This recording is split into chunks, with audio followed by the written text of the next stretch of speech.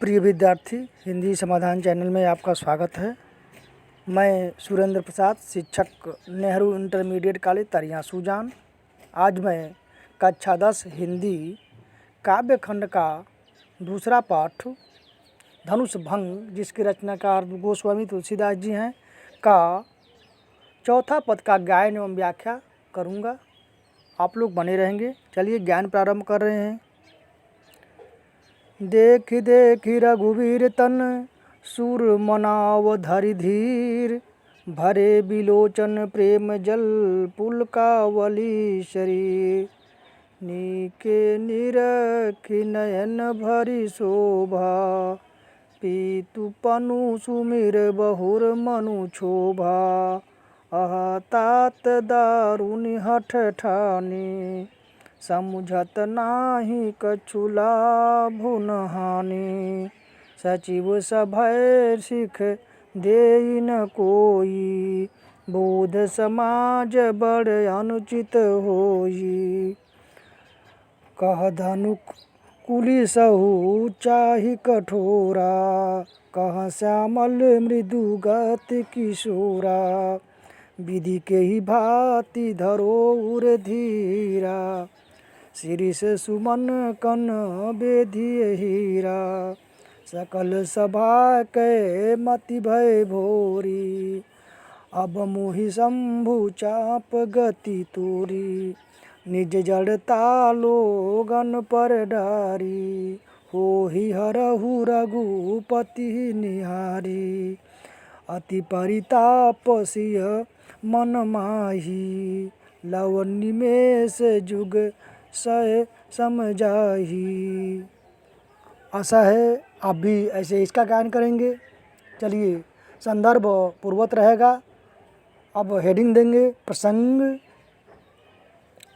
प्रसंग इस प्रकार होगा। प्रस्तुत काव्य पंक्तियों में कवि सीता जी जब प्रभु श्री राम को धनुष के पास देखती हैं तो उनके शरीर को देख करके देवताओं से मनाने धैर्य धारा, अपने शरीर मन में धैर्य धारण करके मना रही हैं, और उनके नेत्र जो हैं प्रेम के जल से भर जाते हैं और शरीर जो है रोमांचित हो उठता है।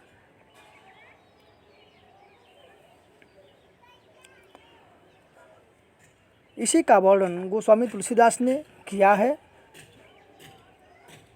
अब हेडिंग देंगे व्याख्या। प्रस्तुत काव्य पंक्तियों में गोस्वामी तुलसीदास जी कह रहे हैं कि देखि देखि रघुवीर तन सुर मनाव धरि धीर।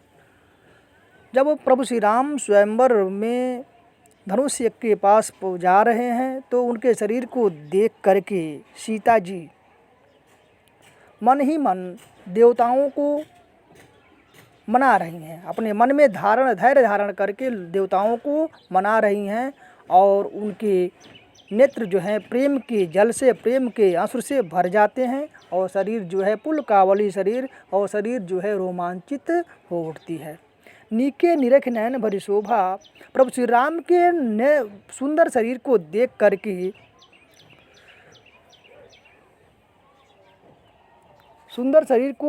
करके पीतु पुन सुमिर बहुर मन क्षोभा। प्रभु श्री राम के सुंदर शरीर को देख करके प्रसन्न होती हैं। फिर वे पिता के उस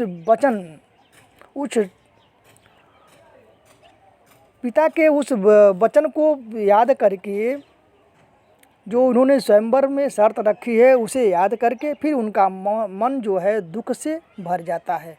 तात दारुण हठानी। फिर कह रही हैं कि ओह, पिताजी ने तो बहुत बड़ा हठ कर दिया है, बहुत बड़ा हठ ले लिया है। समुझत ना ही कछु लाभ न हानि। वे इससे कुछ लाभ और हानि नहीं समझ रहे हैं।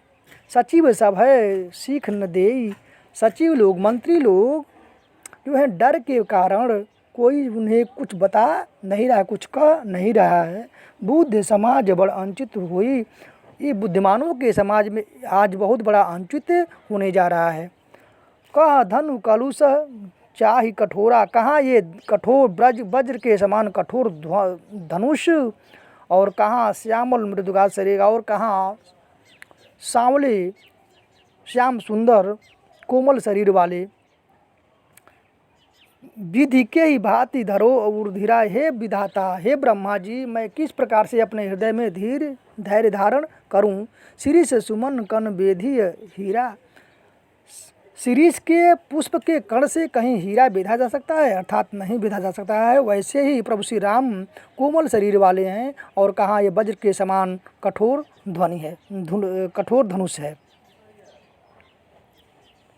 सकल सभा के मति भय भोरी, संपूर्ण सीता जी कह रही हैं कि संपूर्ण सभा की मति जो है बावली हो गई है।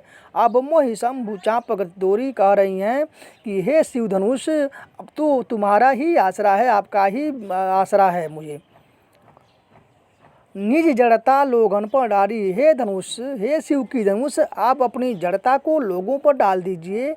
हो ही हरहु रघुपति निहारी, आप प्रभु श्री राम को देख करके उनके शरीर के अनुसार हो जाइए।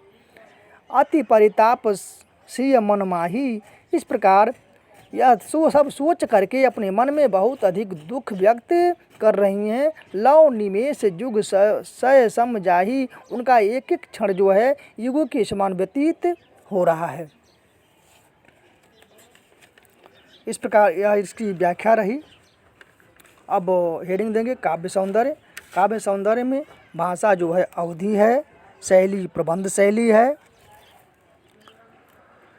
प्रस्तुत काव्य पंक्तियों में सीता जी के मानसिक विक्षोभ का सजीव वर्णन किया गया है। छंद दोहा और चौपाई है, रस करुण रस है, गुण प्रसाद है, अलंकार उपमा और रूपक है। इस प्रकार आज यहीं पर समाप्त कर रहे हैं, फिर कल मिलेंगे। धन्यवाद।